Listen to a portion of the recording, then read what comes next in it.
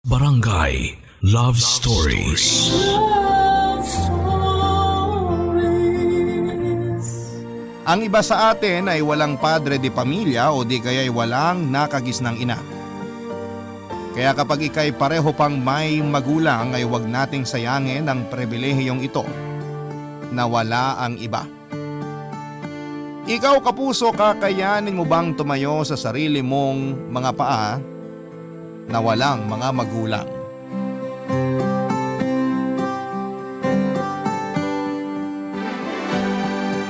Dear Papa Dudut, magandang tanghali sa inyo. Tawagin niyo na lamang po ako sa pangalang Chester. 25 years old, tubong Cebu City at isa po akong OFW sa Saudi Arabia. Only child po ako na dating nakatira sa bahay ng lolo't lola ko kasama ang mama kong si Laura at ang mga kapatid nitong si Tito Albert. Lumaki po akong walang tatay, Papa Dudut. Sinubukan ko noong magtanong kay mama tungkol sa kanya pero never siyang nagkwento ng anumang kaugnayan sa tatay ko. Siguro hindi naging maganda ang pagsasama nila kaya ayaw nang balikan ni mama ang nakaraan na siya naman pong pilit kong iniintindi. Wala mang ama ay maswerte pa rin po ako dahil may tito ako na tumayong father figure sa akin. Naging kapakapatid ko na rin po ang anak ni tito na si Richard kaya kahit papaano ay hindi man buo ang pamilya ko ay hindi naman ako nawala ng pagmamahal mula sa sarili kong mga kamag-anak. Ang Tito Albert ko at ang asawa nitong si Tita Myra ang nagsilbing pangalawang magulang ko noong bata pa lamang ako, Papa Dudut. Lalo na noong mag-decide si mamang iwan ako para magtrabaho bilang kasambahay sa Maynila. Ayaw kong mawalay sa nanay ko ay hindi ko naman magagawang pilitin siya dahil hindi naman kami mayaman at kailangan ni mama na magtrabaho para matustusan niya ang pag-aaral ko. Gipit kami sa pera noon, Papa Dudut. At kailangan kumayod ni mama lalo na't ayaw din naman na naming maging pabigat kina Tito Albert. Kaya nung umalis si mama ay si Tito na po ang pansamantalang naging guardian ko sa Cebu City, Papa Dudut.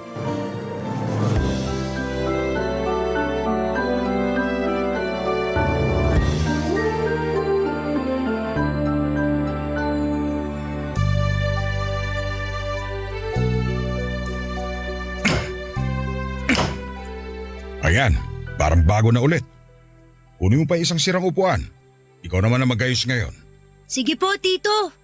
Simula ngayon, kapag may sirang gamit sa bahay, ikaw na mag-aayos ha. Opo, Tito. Madali lang naman pala eh. Maganda yung habang bata ka pa, matuto ka na mag-ayos ng mga sirang gamit. Ganyan ang ginawa sa akin ng lolo mo noong mga bata pa lang kami. Kaya tingnan mo, hindi na namin kailangan magbayad pa ng tao para mag-ayos ng mga bagay-bagay dito sa bahay. Mabuti nga po kayo. Naranasan yung magkaroon ng tatay eh. Ako, hindi ko man lang na-experience yung ganyan. Hindi mo na kailangan ng tatay. Nandito naman ako eh. Kami nila tita mo tsaka ni Richard. Kung ano yung mga bagay na hindi nagawa sa'yo noon ng tatay mo, ako na ang gagawa. Hindi niyo po ba talaga kilala kung sinong tatay ko? Hindi. Hindi rin naman kasi palakwento si Laura sa mga nangyayari sa buhay niya. Hindi niyo po alam kung anong pangalan niya o kung saan siya nakatira? Hindi talaga eh. Hindi ko nga rin alam kung anong itsura niya. Bakit hindi mo itanong sa mama mo mismo? Matagal ko na pong tinatanong si mama eh.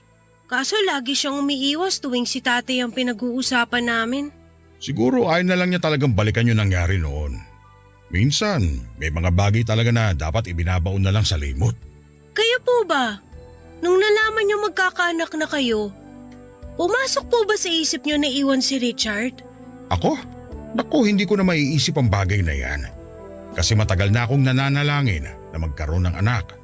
Excited nga ako noon nung malaman kong buntis ang tita mo. Ang swerte naman po ni Richard. Hindi siya iniwan ng tatay niya. Ang sarap siguro magkaroon ng pamilya na buo. Bakit? Hanggang ngayon ba, umaasa ka pa rin na makilala ang tatay mo? Siyempre naman po. Lahat naman siguro ng anak gustong makilalang magulang nila. Tama naman po, di ba? Subukan mo ulit tanungin ang nanay mo. Baka sakali ngayon, sabihin niya na sa'yo ang totoo. Yun ay kung matutuloy siya sa pag-uwi. Parang hindi nga po ulit makakabakasyon si Mama ngayon eh. Oh, bakit daw? Ano nangyari? Ang sabi niya kay Lola, hindi raw ata siya pinayagan ng amo niya. Pero di ba nangako siya na uuwi siya ngayon? Kaya nga po eh. Nakakatampo tuloy kasi ilang taon ko na siyang hindi nakikita.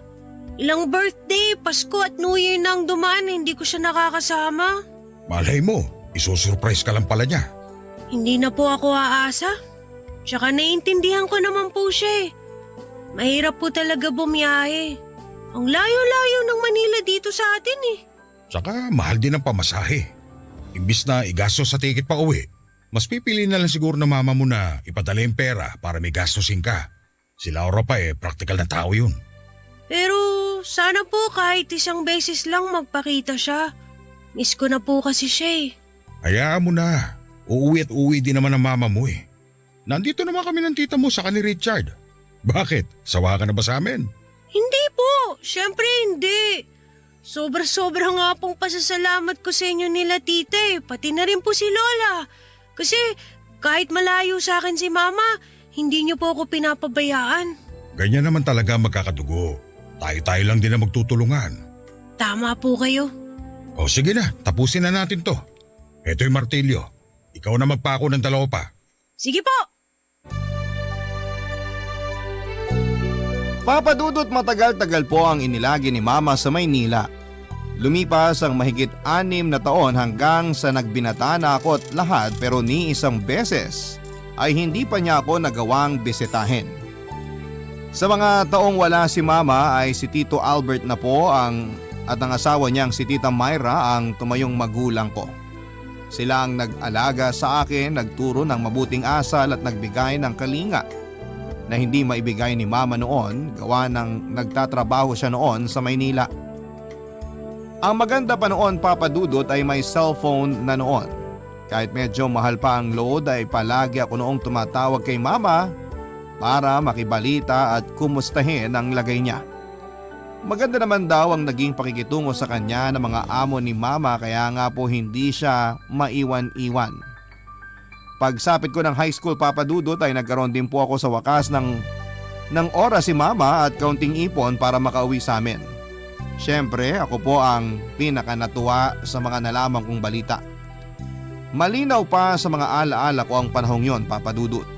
Buwano ng Hunyo at kakasimula pa lamang ng pasukan. Nakahanda na noon ang kwarto ni Mama na tutuluyan niya. Maging siya ay handa na rin sa kanyang pag-uwi at pareho na kaming excited sa muli naming pagkikita.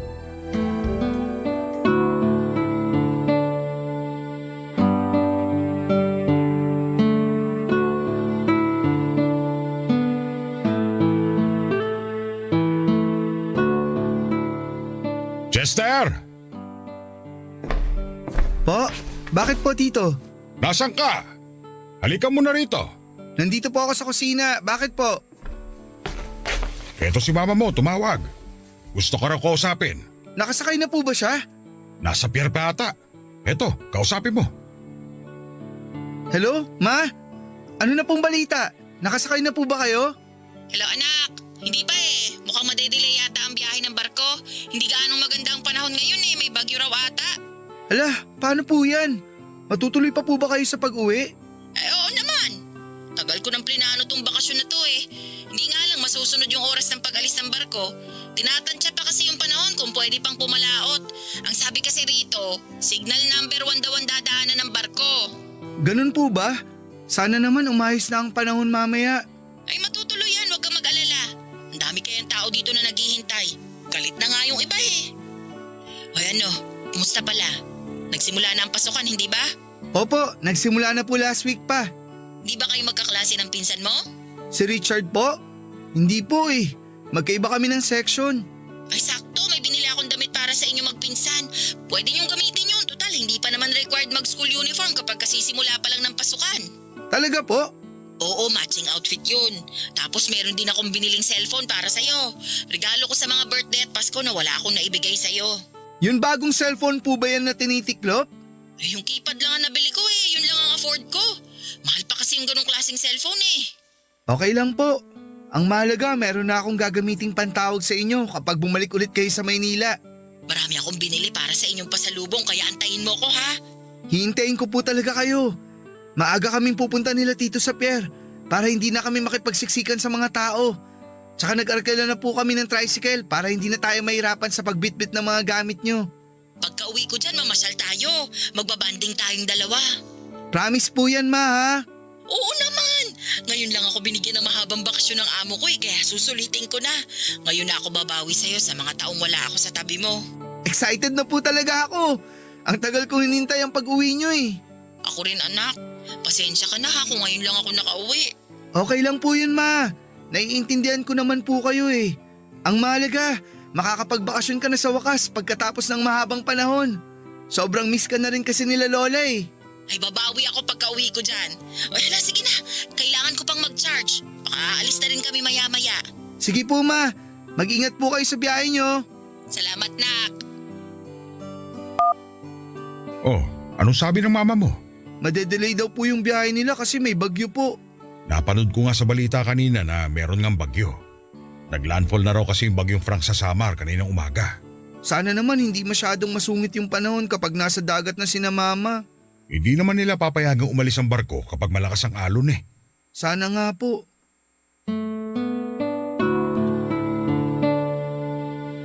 Papa Dudut, buong gabi po akong nanalangin noon na sana ay hindi na magtuloy-tuloy na lumakas ang bagyong Frank habang nasa kalagitnaan ng paglalayag sina mama. Hindi po ako noon makatulog dahil sa magkahalong excitement at pag-aalala. Kinaumagahan ay agad po akong nakigamit ng cellphone kay Tito Albert para tawagan si mama at kumustahin. Kaso nga lang ay masyado raw malakas ang hangin sa dagat noong tumawag ako. Kaya hindi kami nagkakaintindihan. Ang ginawa ko ay nag-text na lamang ako sa kanya. Ilang oras din kami nag-usap sa text at sinigurado naman sa akin ni mama na kahit malakas ang hangin at alon ay mukhang wala namang problema dahil malaki ang barko na sinasakyan nila. Pagkatapos noon ay binigyan ko na po ng oras si mama para makapagpahinga. Habang naghihintay sa kanyang pagdating ay naghanda na rin ako sa bahay, Papa Dudut. Naglinis ako upang maayos at komportableng bahay ang merong tutuluyan si mama pagdating niya dahil alam kong mapapagod siya mula sa biyahe. June 21 ang araw na yon, Papa Dudut. Tandang-tanda ko pa, bandang hapon na noon at busy ako sa paghuhugas ng mga pinggan. Noong nagpapanik na umuwi si Tito Albert. Ipinabukas niya ang TV na para bang may importanteng palabas siya na dapat mapanood. Pagkabukas namin ng TV ay saktong nakasalang ang isang flash report sa telebisyon kung saan ay kasalukuyang binabalita ang paglubog ng MV Princess of the Stars.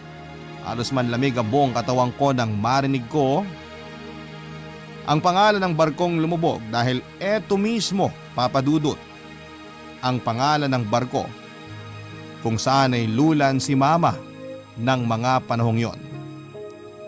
Isang masamang balita ang naghihintay sa amin sa pag-uwi ni mama.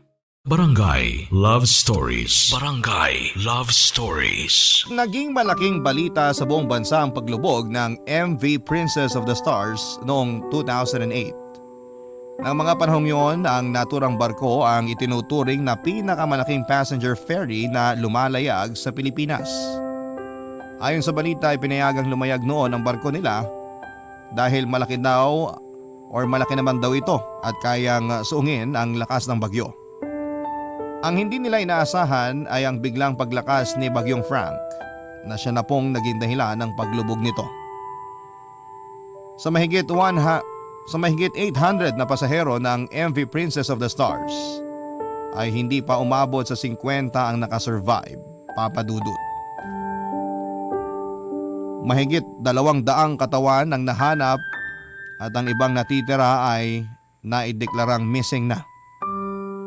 Hindi ko po noon pinoblema ang lakas ng hanging dala ng bagyo dahil nakwento sa akin ni mama noon na matibay at malaki naman daw ang kanilang sinasakyang barko. Malaki ang tiwala ko noon na makakarating ng safe sa amin si mama pero nang malaman ko kung ano ang nangyari sa barko ay para akong nabuhusan ng malamig na tubig. Sinubukan ko pong tawagan si mama noong malaman ko ang balita pero hindi ko na po siya makontak. Tanging dasal na lamang noon ang kinapitan ko sa pag-asang isa ang mama ko sa mga nakasurvive. Naalala ko pa ang last message niya sa akin ng araw bago nangyari ang aksidente. Minessage po niya ako ng I love you. Na late ko na pong na-replyan. Sa mga sumunod na araw ay nabalitaan ko na lamang na isa si mama sa mga hindi pa nahahanap. Lumipas sa mga araw, buwan at taon, ang pag-asang pinangahawakan namin ay unti-unting nawala, Papa Dudut. Namatay na lamang noon ang lola ko na hindi man lang nasisilayan kahit ang katawan ni mama. Wala na kaming ibang choice kundi tanggapin na lamang ang katotohanan. Simula po noon, Papa Dudut, ay sina Tito Albert na po ang kumukup-kup sa akin.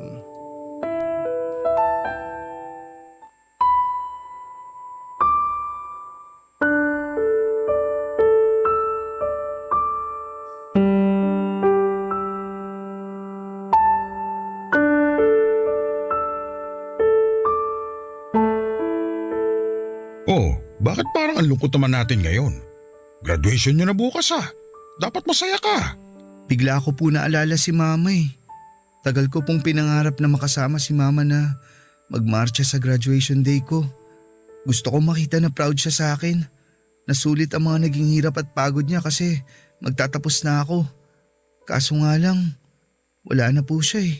Hindi man natin siya kasama ngayon, alam ko na proud sa'yo si Laura. Simulat sa pool naman, proud na talaga siya sa'yo eh. Kasi bata ka pa lang, napakalawak na ng pangunawa mo. Kahit man lang sana nahanap nila yung katawan niya. Hindi man lang ako pinagbigyan makita siya sa huling pagkakataon. Sobrang haba ng panahon na inintay ko para lang makapiling siya ulit tapos ganun lang ang mangyayari. Tapos ngayon, wala man lang kumpirmasyon kung buhay pa ba siya o hindi. Hanggang ngayon naghihintay pa rin ako. Nasaan na kaya siya ngayon? Mag-isa kaya siya ngayon? Nasaang parte ng barko kaya siya noong lumubog sila? Daming katanungan sa isip ko na hindi man lang masagot. Hanggang ngayon ba, umaasa ka pa rin na buhay pa ang mama mo? Hindi na po. Tanggap ko na wala na talaga si mama. Pero ang sakit lang na hindi man lang kami nabigyan ng chance na magkasama ulit kahit man lang sana yung bangkay niya. Mahirap mawala ng mga magulang. Hindi ko rin naman masabi na nararamdaman ko pinagdadaanan mo ngayon na wala ka ng ama tapos ganun pa nangyari sa mama mo. Dahil buong buhay ko, nakasama ko mga magulang ko. Pero ito tatandaan mo, hindi ka namin pababayaan ng tita mo. Itinuring ka na naming anak at ituturing ka naming anak hanggang sa pagtanda mo. Alam ko po yun, Tito. Kaya nga po araw-araw ako nagpapasalamat sa Diyos na nandyan kayo para sa akin eh. Dahil kung wala kayo, hindi ko na po alam kung saan ako pupulutin. Kaya huwag ka na malungkot dyan. Dapat nga nagsiselebrate tayo kasi gagraduate na kayo ni Richard bukas eh. Congrats ha! Salamat po. Tito, may tanong po ako. O ano yun? Wala po ba talaga kayong kaalam-alam tungkol sa tatay ko? Ay, siguro oras na rin para may malaman ka talaga tungkol sa kanya. Bakit po? Kilala niyo po ba siya? Hindi ako nagsabi ng totoo nung tinanong mo ko noon tungkol sa tatay mo. Kasi ayokong pangunahan ng mama mo. Kung ayaw niyang balikan ng nakaraan, sino ba naman ako diba para magsabi sa iyo noon? Pero ngayon, matanda ka na rin naman, tsaka wala na si Laura. Palagay ko oras na rin para malaman mong totoo. Ano po ba kasi ang nangyari? Bakit wala na akong nakilalang tatay? Isang beses ko lang nakita ang tatay mo kaya wala talaga akong masyadong alam tungkol sa kanya. Nagtatrabaho pa noon si Laura sa mall nung magkakilala sila ng tatay mo. Naging sila tapos ipinakilala niya to sa amin. Tapos nabalitaan ko na lang na naghiwalay na sila. Tapos ipinagbubuntis ka na pala ng mama mo. Bago sila nagkahiwalay, hindi po ba alam ni tatay na buntis si mama? Yun ang hindi ko alam. Basta ang naaalala ko, naghiwalay sila tapos buntis na ang mama mo. Hindi ko na alam kung alin doon na mas nauna. Alam niyo po ba kung saan siya nakatira? Hahanapin mo ba siya kung sakali? Hindi ko po alam. Siguro. Ang kwento sa akin ni Laura, may sariling pamilya na ang tatay mo. At sa Negros Occidental na sila nakatira ngayon, sa bayan ng Gihulngan. Oh, Ba't parang nalungkot ka? Hindi naman po. Nawala lang kasi sa isip ko na pwedeng may sariling pamilya na nga ang tatay ko sa ngayon. Hayaan mo na siya. May rason kung bakit hindi siya pinakilala sa'yo ng mama mo. Isa pa, nandito naman kami na pamilya mo, hindi ba? Tama po kayo.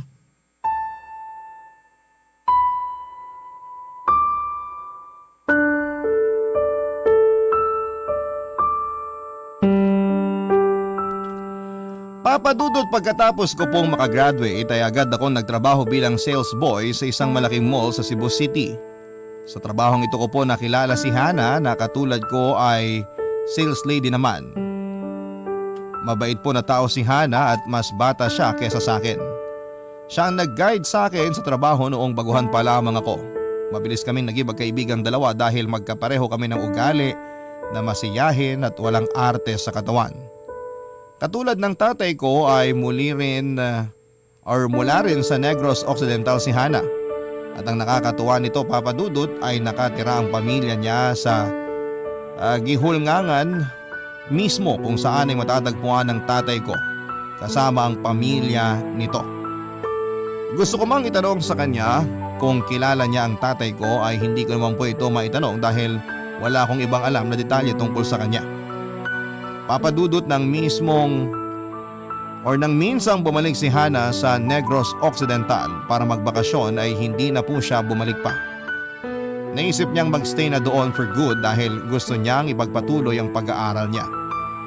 Malungkot man na nawalan ako ng kaibigan sa trabaho ay nakita ko ito bilang isang pagkakataon Papadudot para mapuntahan at mahanap ang tatay ko. Nagpatuloy ang komunikasyon namin ni Hana hanggang sa nagkaroon ako ng sapat na lakas ng loob para kitain ang ama ko, Papadudot.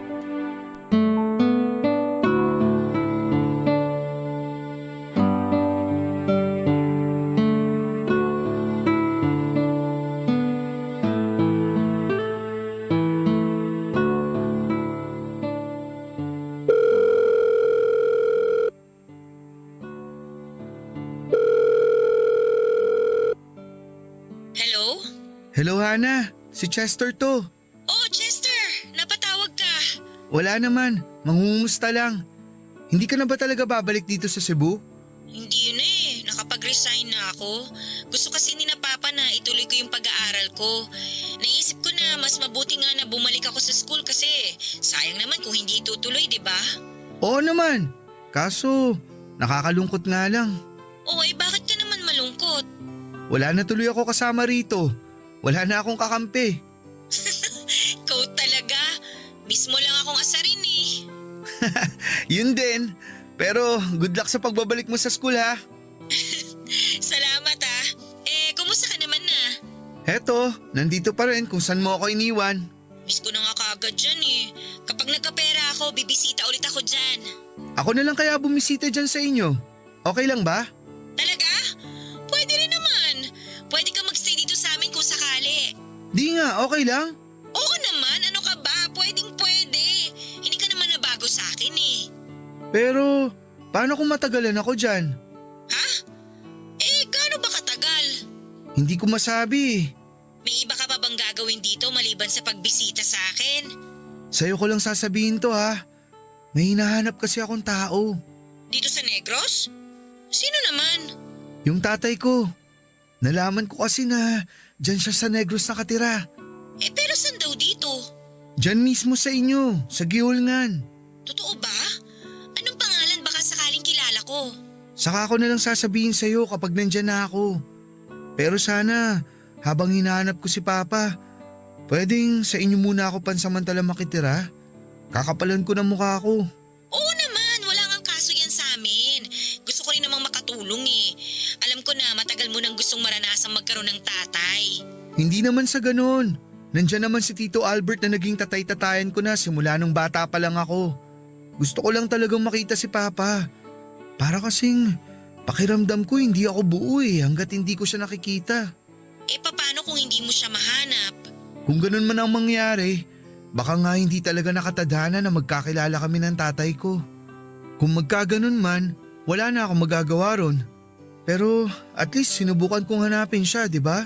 Tama yan para wala kang Sa palagay mo ba, sinubukan din niya kaya akong hanapin? Hindi ko alam. Pero kung gusto kanyang hanapin, sa isang lugar ka lang naman niya pwedeng makita, di ba? Siguro hindi na niya ako hinahanap kasi may sarili na siyang pamilya. Siguro masaya na siya sa buhay niya ngayon. Baka nga hindi na niya maalala na may iba pa siyang anak eh. Malalaman natin yan kapag nandito ka na. Tutulungan kitang hanapin ng papa mo. Kailan mo ba planong pumunta dito? Sa lalong madaling panahon sana. Sakto, uwi dito yung pinsan kong si Oliver. Pwede kang sumabay na lang sa kanya para hindi ka na mahirapang hanapin kung saan tong bahay. Ibibigay ko sa kanya yung number mo. Sige, sasabay na lang ako sa kanya. Maraming salamat Hana ha. Mula yun. Papa Dudut, magkahalong kaba at excitement ang naramdaman ko noon na sa wakas ay meron na akong pagkakataong makita ang amang matagal ko nang hinahanap-hanap. Nang malaman ni Tito Albert ang plano kong pagpunta sa Negros Occidental ay nagkaroon ng alinlangan para sa akin si Tito. Baka raw kasi masyado akong umasa at sa huli ay madismaya lamang ako kapag hindi ko nahanap ang inaasahan kong mangyari. Ipinangako ko naman kay Tito Papa Dudut na ang tanging hangad ko lamang ay makita ang tatay ko. Yun lang ang gusto kong mangyari. Wala akong planong agawin siya sa pamilya niya o kahit magpakilala bilang anak niya. Gusto ko lamang mabigyan ng mukha ang tatay ko na hindi ko nakita simula nung pinanganak ako. Gusto kong makumpirma na meron pala akong tatay, humihinga at buhay na buhay. Gamit ang naitabi kong pera ay agad-agad akong bumiyahe papunta sa Negros Occidental kasama ang pinsan ni Hana. Hindi ganong mataas ang expectation ko na makita ang tatay ko, Papa Dudut. Pero dalangin ko noon na sana ay makita ko siya. Pagkarating sa Negros ay sinalubong ako ng mainit na pagtanggap ng pamilya ni Hana. Si Hana mismo ang tumulong sa akin na hagilapin ang tatay ko na tanging pangalan lamang ang alam ko sa kanya. At sa hindi inaasahang pagkakataon ay mabilis naman naming nahanap ang tatay ko, Papa Dudut. Dahil maswerteng kapitbahay lang pala nila mismo ang taong matagal ko nang ninanais na makita ng personal, Papa Dudut. Barangay Love Stories. Barangay Love Stories. Papa Dudut, masaya na si Papa kasama ang sarili nitong pamilya. Yun ang una kong napansin noong makita ko siya. Hindi maikakaila na siya ang ama ko dahil marami kaming pagkakahawig. Sa kanya ko mismo nakuha ang hubog ng katawan ko at maging ang mukha ko. Isa pa ay dati raw siyang nanirahan sa Cebu City. Kaya naman kumpirmado nga na siya ang hinahanap ko. Maliban doon ay may anak din siya na kamukhang kamukha ko. Kung tama ako ay hindi kami nalalayo sa edad. Hindi ko po tuloy maiwasang makaramdam ng inggit dahil never ko pong naranasang magkaroon ng masaya at kumpletong pamilya katulad na kung ano man ang meron ngayon sa panganay na anak ni Papa. Matapos makita at makumpirma na buhay pa ang tatay ko, ay naisipan ko pong magstay muna ng mas matagal kina Hana. Kahit na masakit makita para sa akin na masaya si Papa kasama ang iba nitong pamilya. Sa kabila ng sakit, Papa Dudut, ay nakaramdam kasi ako ng kaunting kaginhawahan tuwing nakikita ko ang tatay ko kahit na wala siyang kaalam-alam tungkol sa akin. Nang mga panahon na yon ay sobra-sobrang inggit na nararamdaman ko. Napaisip tuloy ako sa kung ano sana ang buhay na meron ako kung nakasama ko lamang ang tatay ko. Siguro kung meron lang akong 2 magulang noon ay hindi na kailangan ni Mama na umalis pa ng Cebu City. Siguro kung hindi kami iniwan ni Papa, ako ngayon ay masaya. Ako ngayon ay may buong pamilya. Pero sabi nga nila, ganito talaga ang buhay.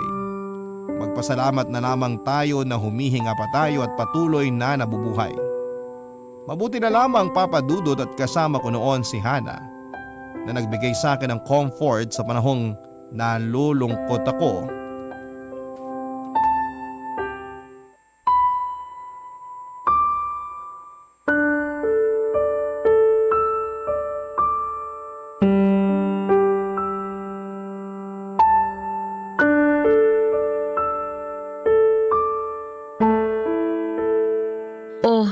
Anong pakiramdam ngayong nakita mo ng tatay mo? Masaya kasi ngayon ko lang na-realize na may tatay pala ako. Noon kasi parang imahinasyon lang siya eh. Nabubuo lang siya sa utak ko. Walang muka, walang personalidad, walang kung ano man. Ngayon, may ideya na ako kung anong klaseng tao siya. Kung anong itsura niya, kung saan siya nakatira, at kung paano siya gumalaw, ngumiti, tumawa. Pero nakakalungkot lang din kasi hanggang tingin lang ang kaya kong gawin sa kanya. Para siyang buwan na pwedeng pagmasdan pero mahirap abutin. Wala ka ba talagang plano na magpakilala sa kanya? Kahit ipaalam mo lang sa kanya na may naging anak siya sa dati niyang karelasyon. Para saan? Parang ang selfish ko naman kung gagawin ko yun. Paano kung masira pamilya niya dahil sa akin? Ayoko mangyari yun. Alam ko yung feeling na magkaroon ng iisa lang ang magulang. Ang hirap nun. Parang hindi ka buo. Ayokong danasin yun ng mga anak ni Papa. Kahit na ikaw na mismo yung nagsasuffer. Ako naman nagpumilit eh. Ako yung gustong makita siya. Kaya ko namang i-handle yung sakit. Tsaka isa pa, hindi ko nga alam kung gusto niya ako makita o makilala man lang eh. Malalaman mong sagot dyan kapag nagpakilala ka. Wag na, masaya na akong ganito. Natatakot ka ba? Ayaw mong magpakilala sa kanya kasi natatakot ka na baka hindi kanya tanggapin? Siguro natatakot nga ako sa magiging reaksyon ni Papa kapag nakilala niya ako. Baka ikailaan niya ako. Baka hindi niya ako tanggapin kaya mas maganda na rin na ganito. Sabi nga ni Tito Albert, may rason kung bakit hindi nagkatuluyan ng mga magulang ko. May rason si Papa kung bakit siya umalis o kung bakit hindi niya ako sinubukang hanapin. Kung ano man yung rason na yon, mas maganda na lang siguro na hindi ko malaman. Kasi baka hindi ko kayanin yung sakit na mararamdaman ko kapag nalaman ko kung ano yung totoo eh. O edi sige, hindi na kita pipilitin. Basta okay ka ngayon at masaya, okay na rin ako at masaya din ako para sa'yo. Nakikita ko naman na masaya ka eh. May konting lungkot pero katulad nga ng sinabi mo, ganyan naman talaga ang buhay. Masaya na ako kasama sina Tito. Masaya na ako sa bagong pamilya ko. Eh mabuti naman kung ganun. Sana totoo yung nararamdaman mo at hindi salita lang ha. Kasi baka mamaya kinukumbinsi mo lang palang sarili mo na masaya ka kahit hindi naman pala. Totoo nga, masaya ako. Maniwala ka. Promise? Oo. Mukha lang akong ganito pero masaya talaga ako. Lalo na ngayon na nakita ko na tatay ko. Kahit papaano, may matatawag pa rin akong magulang. O siya sige, naniniwala na ako. Maiba tayo, ano nang gagawin mo ngayon? Hindi ko nga rin alam eh. Hindi ka pa ba hinahanap sa inyo? Ang totoo niyan, nagtatanong na si Tito Albert kung kailan ako uuwi. Hinahanap na nga ako sa trabaho eh. Baka nga wala na akong balikan trabaho dun. Kasi naman bigla-bigla ka sa mga desisyon mo eh. Dapat kasi nagplano ka muna. Bigla ako na-excite eh nung nalaman kong pareho kayo ng lugar ng tatay ko. Oh, paano na ngayon yan? Susulitin ko na. Kahit ilang araw lang. Gusto ko muna makita si Papa kahit sa malayuan lang. Pwede ka namang mag-extend pa. May intindihan ka naman nila mama. Hindi na. Nakakaya na rin eh. Tsaka paubos na rin yung naipon kong pera. Siguro mga bukas o sa makalawa, babalik na ako sa Cebu. O sige, ikaw ang bahala. Hindi pa pala kita napapasalamatan. Sobrang laki ng naitulong mo sa akin, Hana. Wala yun, ano ka ba? Anytime naman pwede kang bumalik dito eh. Basta, salamat sa lahat-lahat. Papa Dudut, kinailangan ko na pong magpaalam noon kina Hana dahil masyado na ako matagal na nakikituloy sa kanila. Nahiya na rin po kasi akong magstay dahil ayokong maging pabigat. Pagkatapos umalis ay hindi pa po ako bumalik ng Cebu City, Papa Dudut. May parte kasi ng puso ko ang nagsasabing gusto ko pa ulit makita ang tatay ko. Kahit na nakakaramdam ako ng kirot sa dibdib tuwing nakikita ko siyang masaya kasama ang sarili niyang pamilya. Isa pa ay mukha namang wala na akong mababalikan sa Cebu. Natanggal na ako sa trabaho ko doon at wala pang mga magulang. Kaya tuloy parang wala na akong rason para bumalik pa. Maalala ko lang po kasi kung gaano kamiserable ang buhay ko. Kung paanong pinagkaitan ako na magkaroon ng maayos na pamilya, Papa Dudut, ay nalulungkot na ako. Sa ilang araw na pamamalagi ko sa Negros, Papa Dudut, ay nakakilala ako ng isang lalaking nagalok sa akin na mamundok. Dahil wala naman po akong ibang ginagawa noon at wala rin naman akong mapuntahan ay sumama ako sa kanya.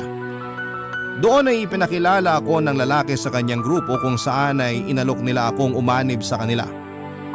Isa raw silang grupo na may sariling ipinaglalaban at sa bundok na sila nakatira. May mga matatanda, may mga bata at meron ding mga mas bata kesa sa akin na miyembro ng kanilang grupo. Napaisip ako noon, Papa Dudut, kung sasali ba ako sa samahan nila o hindi. Nang mga panahon na yon ay litong-lito na ako kung ano nga ba ang gagawin ko sa buhay ko. Sobra-sobra na noon ang tampo ko sa mundo dahil sa mga nangyari sa akin. Sobrang sama na ng loob ko na gusto ko nang magwala at ilabas ang lahat ng hinanakit ko. Kaya sa huli sumali ako sa kanilang grupo.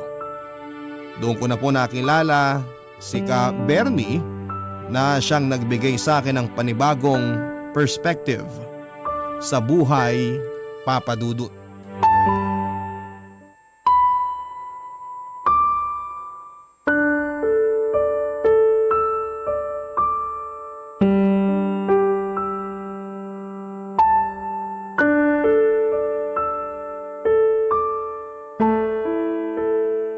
Ikaw yung bagong miyembro? Opo, ako nga po. Anong pangalan mo? Chester po. Tawagin mo na lang akong Ka Bernie. Sige po, Ka Bernie. Nice meeting you po. Kumusta naman ang buhay dito sa bundok? Medyo naninibago pa po ako eh. First time ko lang tumira dito sa bundok. Pero kapag tumagal, panigurado masasanay din po ako. Mahirap ang buhay dito, bata. Kung nasanay ka sa malambot na kama at bubong sa ulo, hindi ka mabubuhay dito. Marami nang sumubok na sumapi sa amin pero iilan lang talaga ang nagtagal. Desidido na po ako sa naging desisyon ko. Wala na rin naman akong babalikan sa Cebu eh. Taga Cebu ka? Opo, galing pa ako ng Cebu City. Anong ginagawa mo rito sa Negros? May binisita lang po akong kaibigan. Teka, ilang taon ka na ba? 23 po. Bata ka pa nga talaga. Bakit po? May age limit po ba ang grupo nyo? Parang may nakilala naman po ako na mas bata kaysa sa akin dito. Alam mo, isa ako sa mga naunang naging miyembro ng samahang ito. Marami na akong nakita na baguhan, marami nang umalis, marami nang nawala. Karamihan sa amin dito, may pinaglalaban kaming karapatan. Doon mo malalaman kung hanggang saan ang itatagal mo. Kung gaano mo ka gustong ipaglaban ang mga bagay na karapat dapat ipaglaban. Ikaw ba?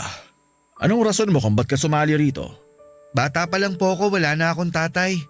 Namatay naman yung nanay ko matapos lumubog yung sinasakyan niyang barko. Pauwi na siya galing Maynila para magbakasyon sana pero hindi na siya nakauwi ng buhay. Hindi pa nga siya nakakauwi eh. Hanggang ngayon, nasa dagat pa rin ang katawan niya.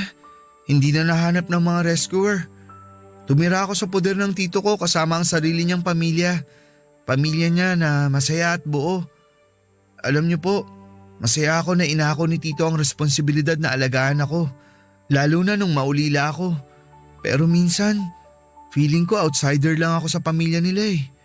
Nakikisilong lang, nakikihati ng pagmamahal.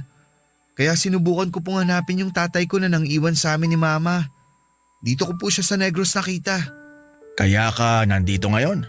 Opo, tama po kayo. Nahanap mo naman ba ang hinahanap mo? Nahanap ko naman po.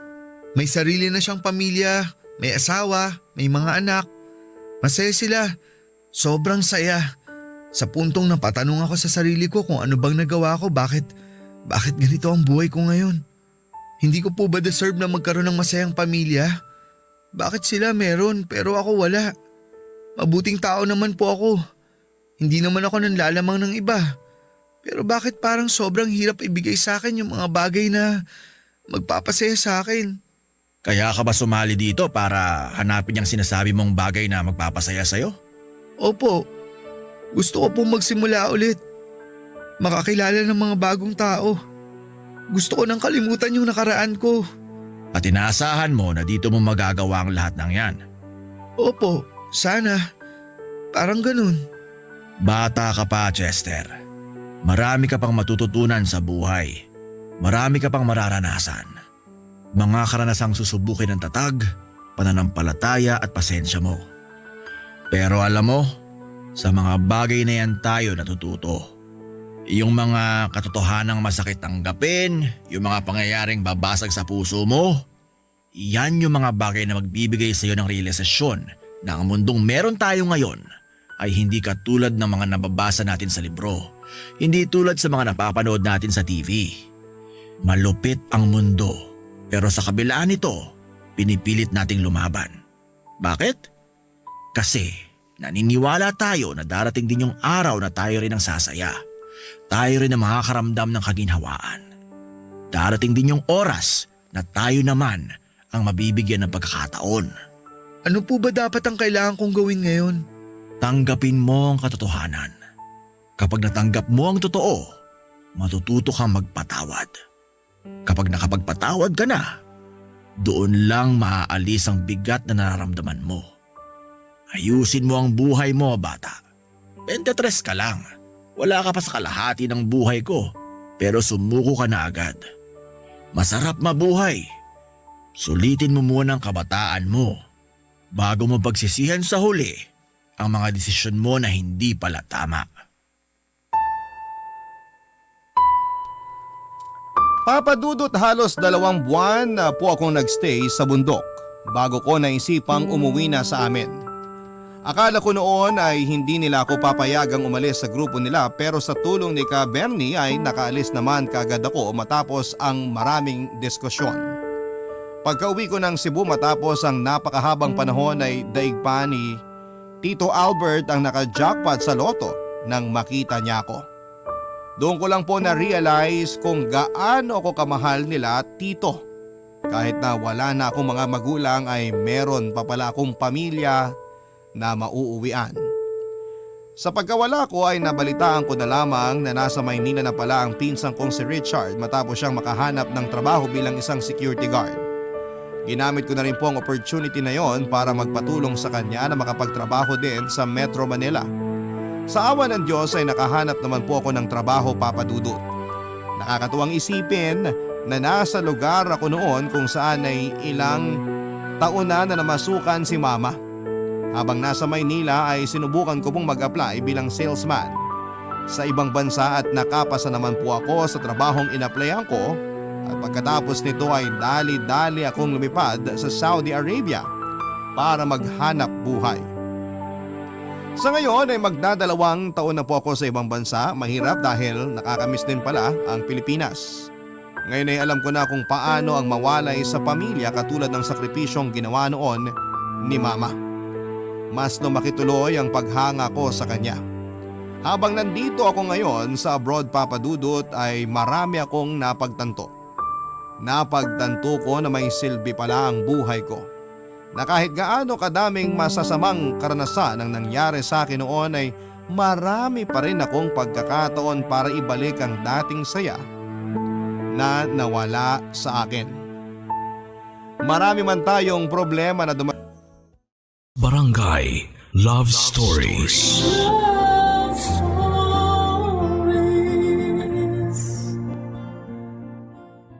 Barangay LS 97.1 97.1 Number 1. Forever. Kabarangay, i-share mo ang iyong barangay love stories. Sabay-sabay nating pakinggan ang iyong kwento ng pag-ibig, buhay at pag-asa. Ipadala lang sa barangaylovestories@yahoo.com.